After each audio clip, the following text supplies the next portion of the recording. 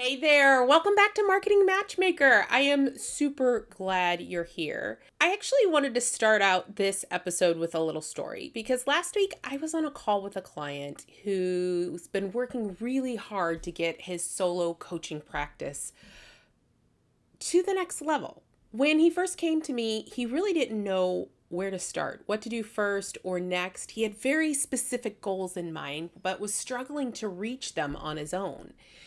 And we've now been working together for a couple of months, and we were celebrating his wins and discussing just how far he's come in the process of marketing his business.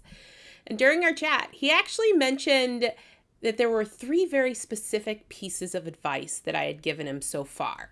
Now, I have to tell you, I loved what he picked of his 3 favorite pieces of advice.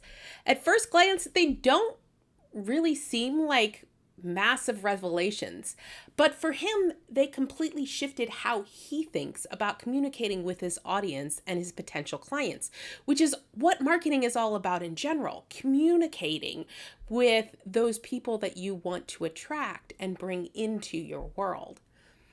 And that got me thinking, if these were big aha moments for him, then they're probably worth sharing with all of you. So in today's episode, we're diving into 3 critical marketing strategies that can help any business owner thrive. And trust me, I don't say that lightly because I know very clearly that marketing isn't a one-size-fits-all process. However, there are some key principles that everyone should incorporate into their strategy.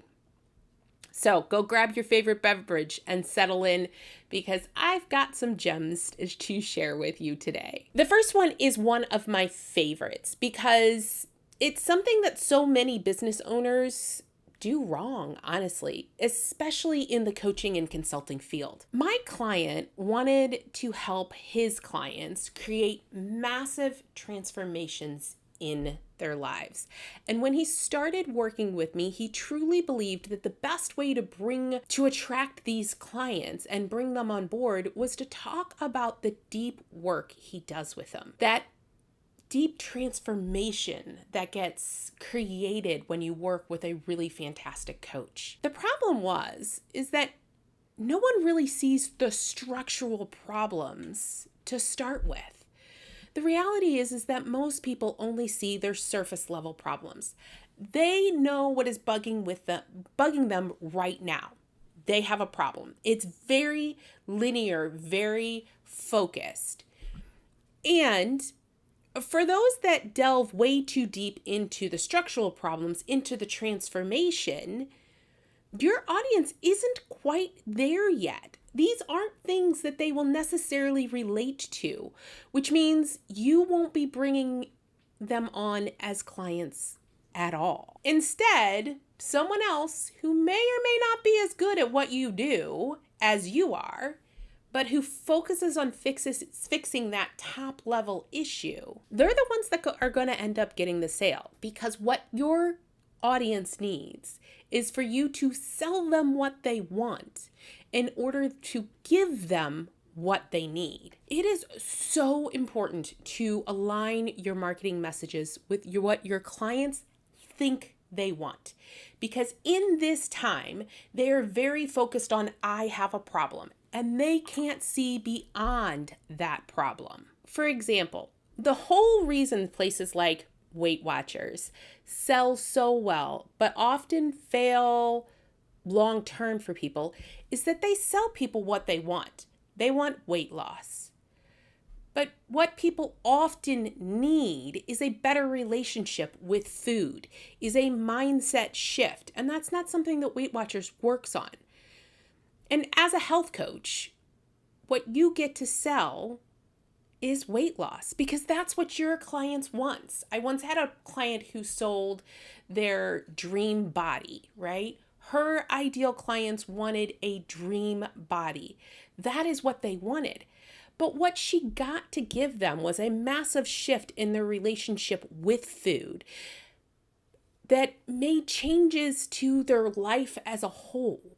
However, if you focus on their relationship with food first, that might be outside the scope of what they're currently struggling with. They may not think they have a negative relationship with food, which means you've lost the sale before you've even started. And they'll probably focus on yet another diet that will work for the short term, but probably won't for the long term. I know. I hear you. I do hear what you're saying.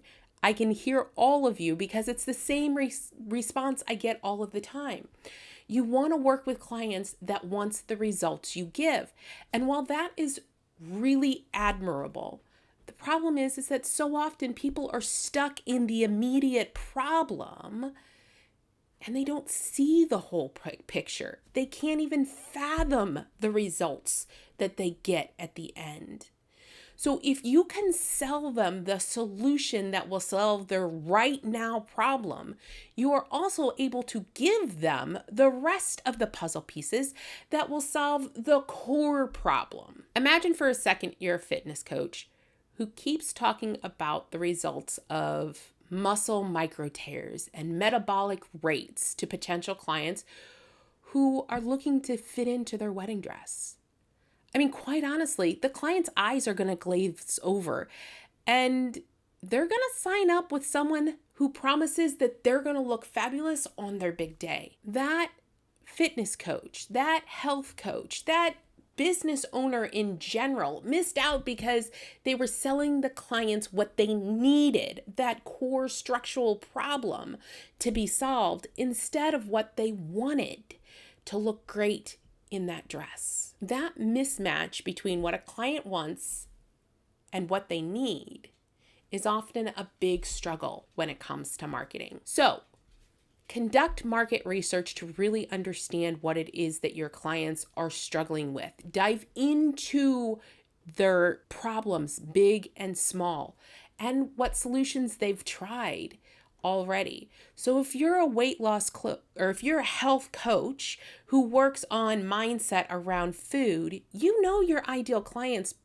want a better body, feeling better in their skin, being able to fit into their dream dress or jeans or whatever that might be. Then craft your marketing messages that address those desires. Tailor your messaging to meet them where they're at. Focus on their needs and wants right now so you can take them where they want to go. And then once they're in and you've captured their attention, then you can start focusing on their underlying needs. You can introduce them into the deeper work, the more substantial transformations that come along with doing that work. I promise you, my friends, if you sell them what they want in order to give them what they need, you will increase the amount of people that you actually get to help. Now, on to tip number 2. Tell them what you want them to do.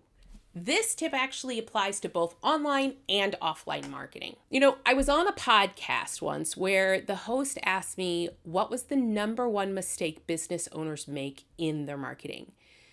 And my response actually surprised her because it was so simple. The number one mistake most business owners make is not asking for the sale. So often I see business owners out there providing so much value in their content, in their emails, in social media, in sales calls, but they never discuss how to buy from them or how to get on a call with them. The host had that similar problem. She actually admitted it on the call. She was like, I send out emails all the time. There's never a specific call to action to buy from me. It's because she assumed that her audience would figure it out on her own. And while people definitely did, the reality is if you tell people what to do, they are much more likely to actually take the action you're telling them to take. This also comes into play during your sales calls. One of the biggest mistakes that I see business owners make is to not directly offer their potential clients their product, service, or solution. If you don't make that direct offer, your potential clients are really never going to buy from you. I think about specifically this client that inspired this whole episode. What he took away from the call, from this advice, was twofold. he actually started asking his circle of influence, his referral network, for very specific, targeted requests.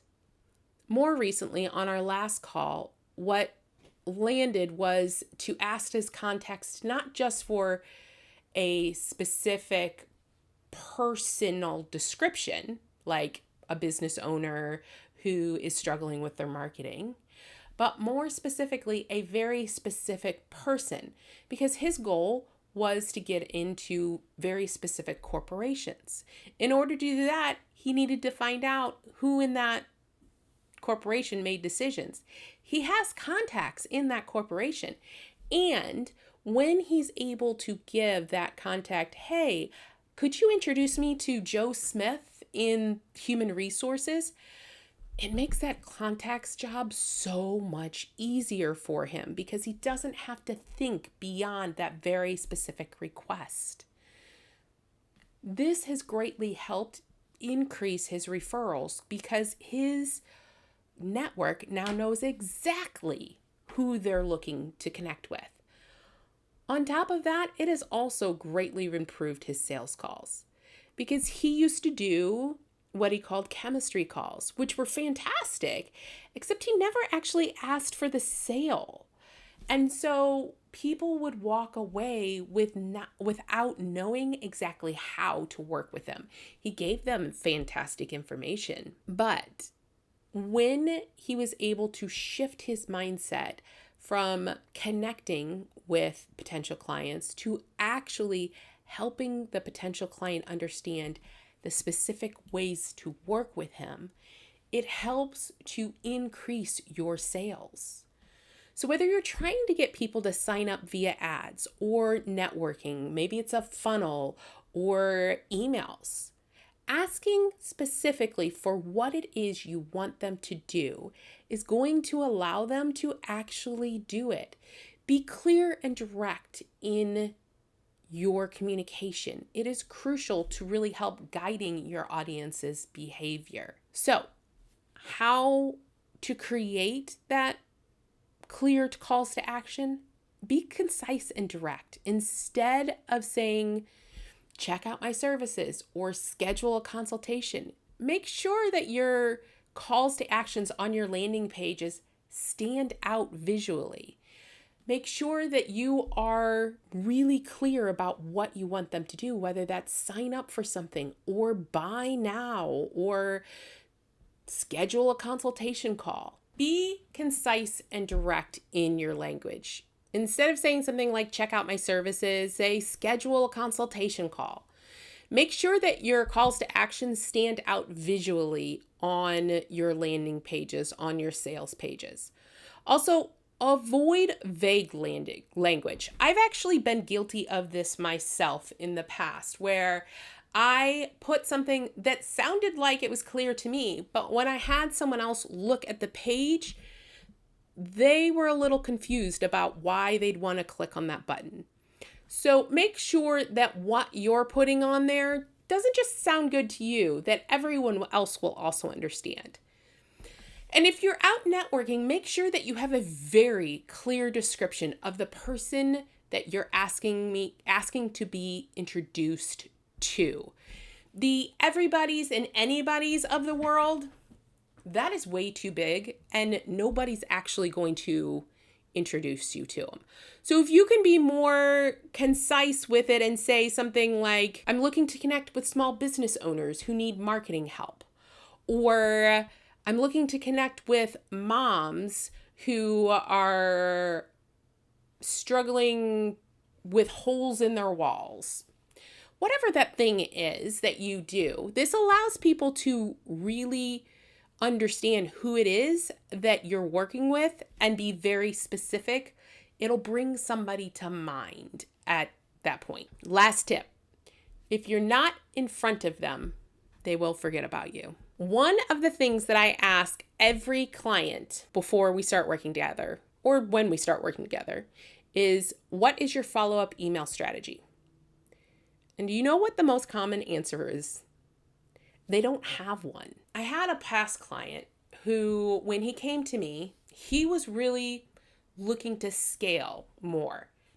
He was doing very well selling to a cold audience. He'd actually created $1 million business doing that. However, he wanted to increase that, to actually start to double and triple that amount. When we discussed what was going on with his marketing, the big thing that I noticed was that he didn't have any email marketing. And I was blown away to see that he wasn't capitalizing on the massive email list he had. He had thousands of people on his list just sitting there doing nothing. Honestly, this was the lowest hanging fruit of all of our marketing efforts. By making this small pivot of actually nurturing his email list, we were able to increase his sales by $20,000 a month in a very short period of time. Because the reality is if you're not constantly in front of your audience, they will forget about you. Our world nowadays moves at light speed, and as special of a unicorn as you are, there are also a million other unicorns out there. So if someone else is staying top of mind with your audience and your potential clients, then when they decide to buy, guess who they're buying from? It is certainly not going to be you if you are not in front of your audience. It's going to be the person who has been in contact with them, who they have seen on social media or on podcasts or in emails. Think of it like dating. Yes, I really like comparing marketing to dating. Imagine going on a fantastic first date and then never following up. That person will move on. They'll think you're not interested. It is the same with your audience. You need to keep the conversation going to stay at top of mind, to show them that you are invested in building this relationship long term. Regularly post and engage on social media. Share updates, share tips, share behind the scenes looks in your business. Also, send out regular newsletters, offer value through content or special offers or updates. Email marketing is still alive and well, and so many people neglect it. Make sure that you are publishing podcasts or blog posts or videos that really do connect with your audience's needs and interests. Being in front of them on a constant basis helps to bring them in as a client. To make this easy, plan your content ahead of time to really ensure that you're consistently engaging with your audience. This helps to create a steady stream of communication back and forth. And a content calendar can really make your life easier. Quite frankly, you can batch content. There's nothing that says you have to be on social media every day. You simply have to have consistency in the content you're developing. Make sure that you are also mixing up the platforms. Email marketing is just as important as social media, and quite frankly is more controllable than social media. Blog posts and podcasts can help you reach a broader audience. Podcast guesting can bring in a completely new audience. Different people really do prefer different communication methods. So make sure that you understand what kind of people your audience is. Do they prefer video or podcasts, or are they more readers? And then tailor your marketing messaging around that, your content around that. Those are the 3 tips that my client found the most valuable so far working together. And I've given him a lot of tips over the last several months. So I hope these insights have really sparked some ideas on how you can improve your own marketing efforts.